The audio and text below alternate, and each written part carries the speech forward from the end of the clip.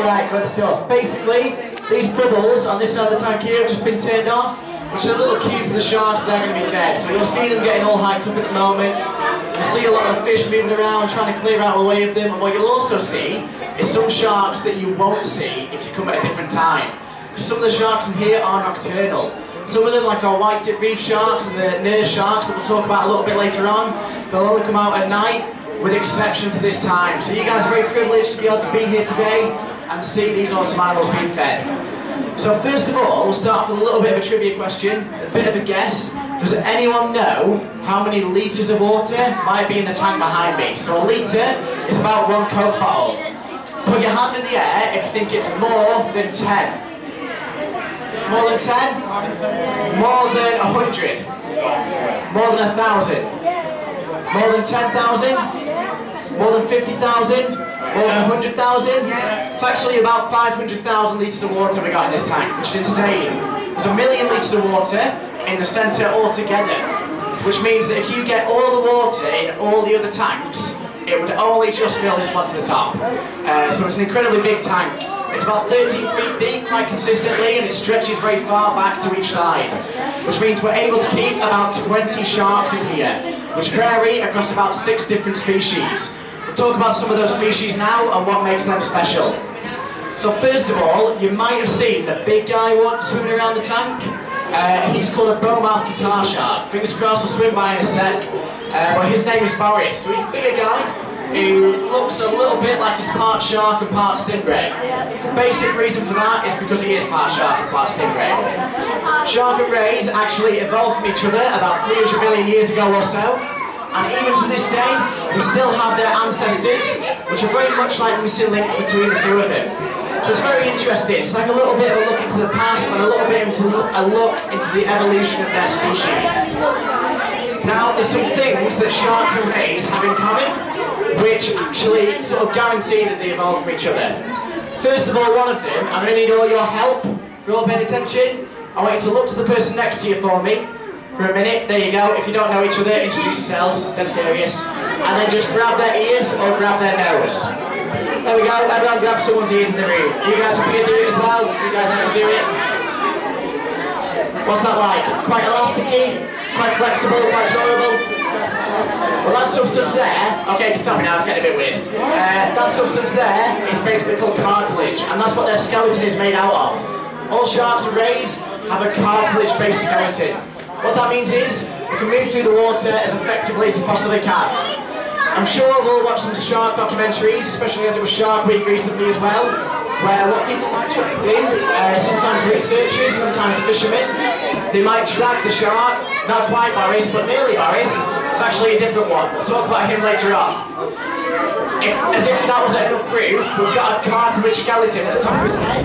So his head's very, very thin, and that's why we can see through it. It's just like looking through one of our ears when we hold it up to the light. Now, the most common species of shark that you'll see swimming around here is called the black-tip reef shark. And the reason you'll always see them swimming around is because they can never stop swimming until the day they die. So does anyone know how a shark might never stop swimming? How does that work? How would it sleep if it never stop swimming? Yeah, do you know?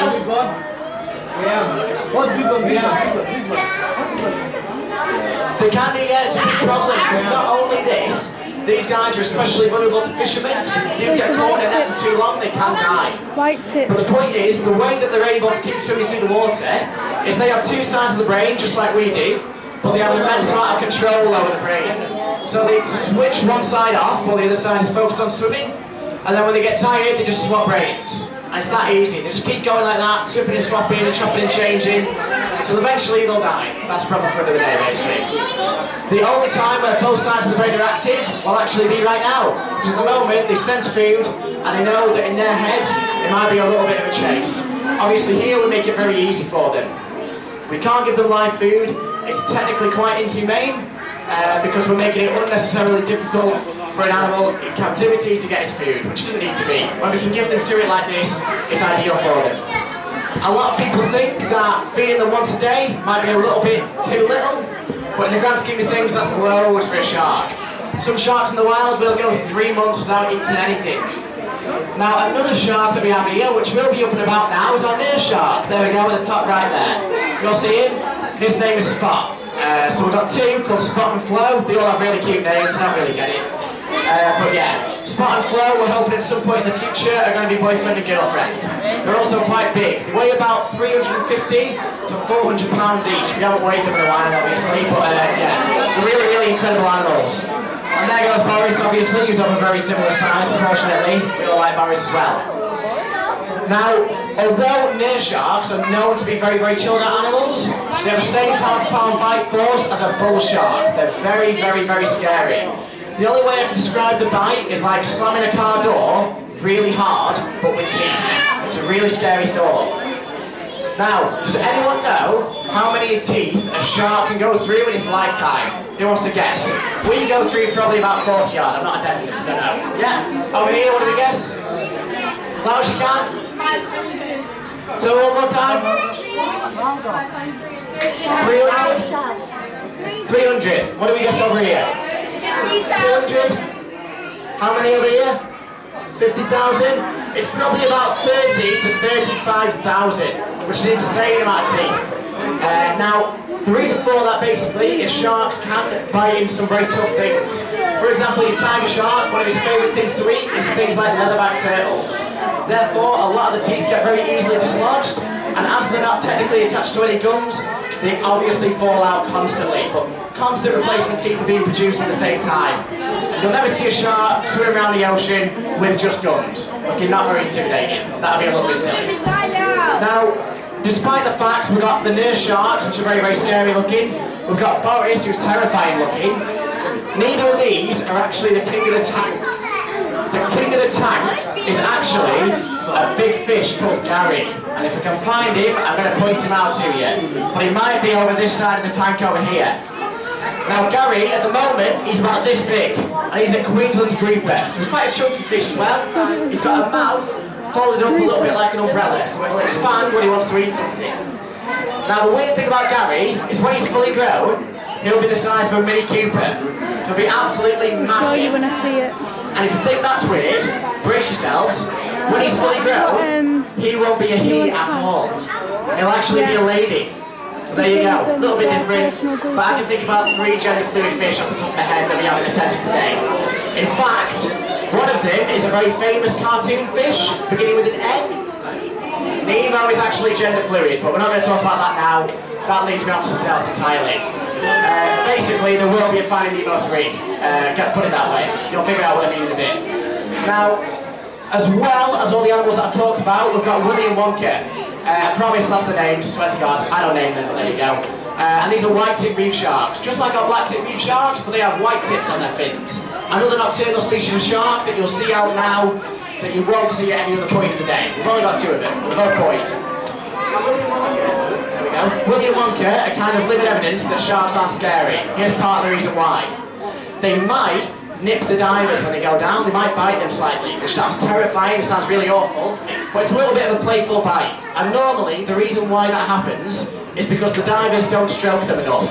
No word of a lie. They are literally the most needy sharks ever, and they need constant belly rubs and chin tickles and head rubs and belly pats and all that. They absolutely love all the attention they get.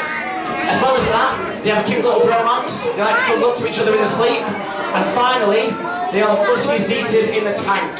Pretty much everything else is on mackerel or squid. They will only eat whiting, which I mean, you know, whatever floats your boat, that's up to you. Now, who in this room, stick your hand in the air if you think sharks are a little bit scary? Yeah, that's fair. They are quite scary, aren't they? I think they're scary a little bit. However, it's a very irrational fear we all have of sharks. To put it into perspective, last year, more people died from vending machine-related incidents than shark-related incidents. Don't ask me how, but it happened, so there you go. As well as that, more people died last year from toaster electrocution and taking selfies. So there you go. But we all take selfies still.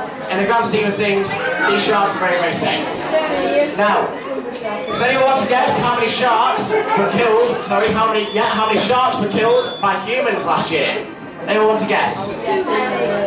Too many? Easily, yeah. About 100 million sharks. That's an insane amount of sharks killed. 70 million was just for shark fin soup. Now shark fin soup is basically, they cut the fins of the shark, throw the shark back into the ocean, and they use the fins in a really nasty soup, which is actually tasteless, and it's not healthy in any way. It's not really got any nutritional value to it. Now, we're making some progress on combating shark fin soup, because in this part of the world, shark finning is outlawed. However, it does still fly, weirdly, if you're using all the meat of the shark. So we're not really making a great deal of progress. What we really want, ideally, is really regulated shark fishing. And there's two ways we can go about doing that.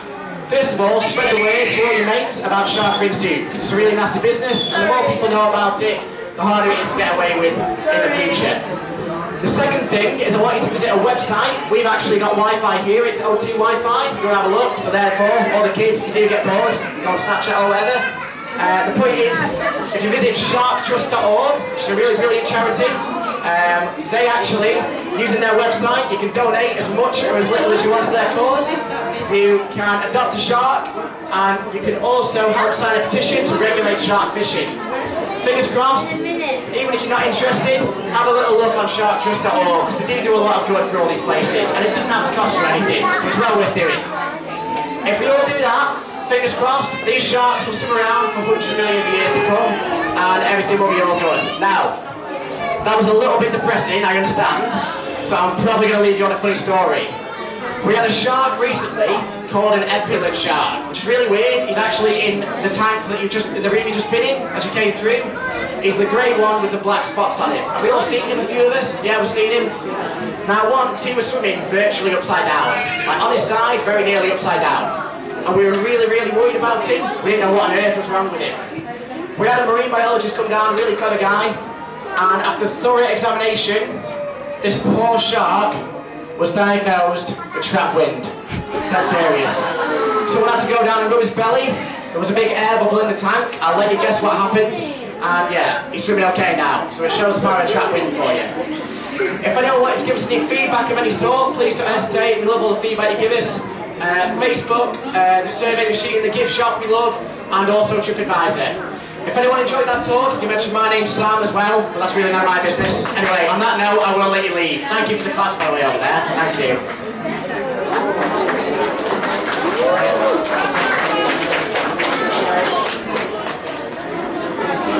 And if anyone's got any questions or anything, don't hesitate to ask. It's all good. Your last admission is at 6 today, so you're welcome to nip in and out at your own leisure. Thank